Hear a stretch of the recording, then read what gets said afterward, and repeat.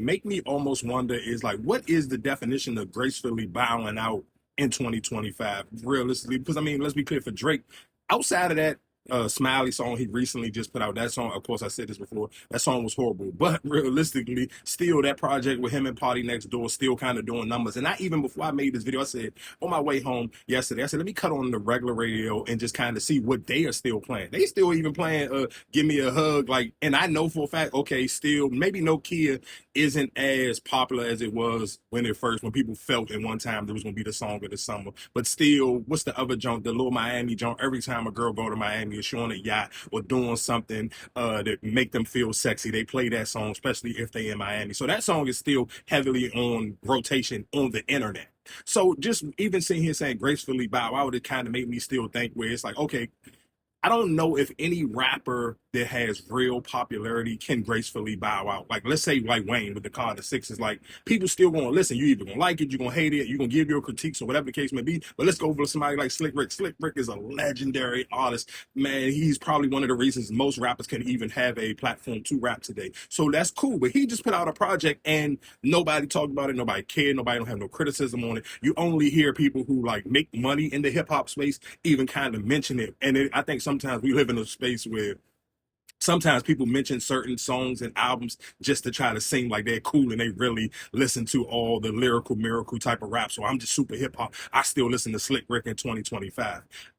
Cool, whatever. If that's the boat you want to float in, I ain't mad at you. Do your thing. But it still makes me sit here and say, because somebody like Slick Rick, because his popularity has been almost 30 years ago, he can kind of gracefully bow out, still put out music. Nobody's gonna have no criticism. Because most people, again, that's not a name that's going to get clicks and views. So you'll hear somebody may slip it in another conversation. We're like, oh, what new came out this week? And somebody, oh yeah, I listened to the new Slick Rick joint. Like, you'll hear that. But just when you're saying gracefully bow out in 2025, where is the real space for a popular rapper as Drake to, let's sit here and say if I agree with T-Pain? I don't agree with him, but let's just say if I do, I don't know if you can absolutely gracefully bow out. Like, how? Like, gracefully bowing out almost make you got to be like on some Jay-Z or even Nas type of situation where you got to completely be off the internet. Because if you're on the internet doing anything like what T-Pain doing, I don't necessarily like, is T-Pain gracefully bowing out? Like, you're doing podcasts, you're doing streaming, and that's not no knock to that because I see you making bread off of it. But is that realistically gracefully bowing out?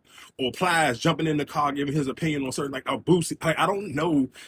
I think realistically, if you have the internet, I don't know if you can gracefully bow out in 2025 unless you just don't be on the internet like Jay-Z and Nas. Those to me will be the only two people I can't even say probably in the last 30. If you want to say gracefully bowing out, that's it. Like, those two will be the only two that I can sit here and say, if by definition, if you're saying gracefully bow out, and even Nas still at one point in time was still putting out endless projects, but because he's Nas, people really don't give no crazy critique on him. Because I mean, you kind of even tie that into the conversation with Jim Jones was sitting here saying Nas really don't have viral moments. Like, nobody never gives a hard critique on Nas, so I think it's easier to gracefully bow out if people don't, like, they don't care as much. Like, I don't think Drake could ever really gracefully bow unless he completely get off the internet and don't communicate with nobody who got an internet. So like I said, I don't necessarily know what's the real answer behind this. I don't know how you can honestly, successfully, gracefully bow out in 2025, because it's almost like how, bro? That means you don't have no real love for the game, or you honestly never did. Like, even that's to me will be my biggest takeaway. Even for when you're talking about Wayne with the Carter Six, I think he just got so much love for the game.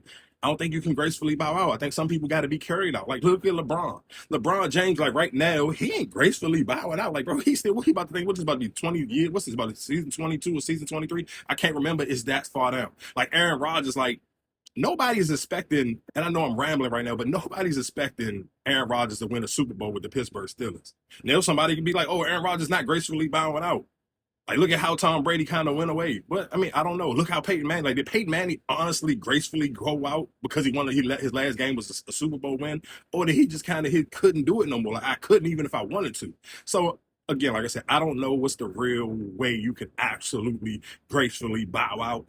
But it just seemed like T-Pain got a little bit, that's like hate to me. Like, that's all I can realistically say. T-Pain just seemed kind of a little bit hateful. And maybe he just hateful because even with Future and Drake, I understand like T-Pain probably feel like he kind of ushered in that lane for them to do, and they maybe done a little bit less auto-tune, maybe did it a little bit more cooler. So it's just, I mean, but that's a part of opening the door for somebody. That's a part of paving the lane. Like, I'm sure Dr. J don't hate LeBron James. Like, but that you could say, oh well, LeBron kind of walked in that Dr. J lane, because that's the lane Michael Jordan. You're going to always see that space grow, and you'll see a little bit more longevity, a little bit more success. So of course, because realistically, LeBron made more money off than straight playing basketball than Jordan and Dr. J did combined off of just playing basketball. So again, I don't know how you gracefully bow out. I don't. I think T-Pain may just have a little bit of bitterness, and I do think a lot of people who hate Drake, him losing that battle was the reason, and the way they can kind of shoot their shot at Drake consistently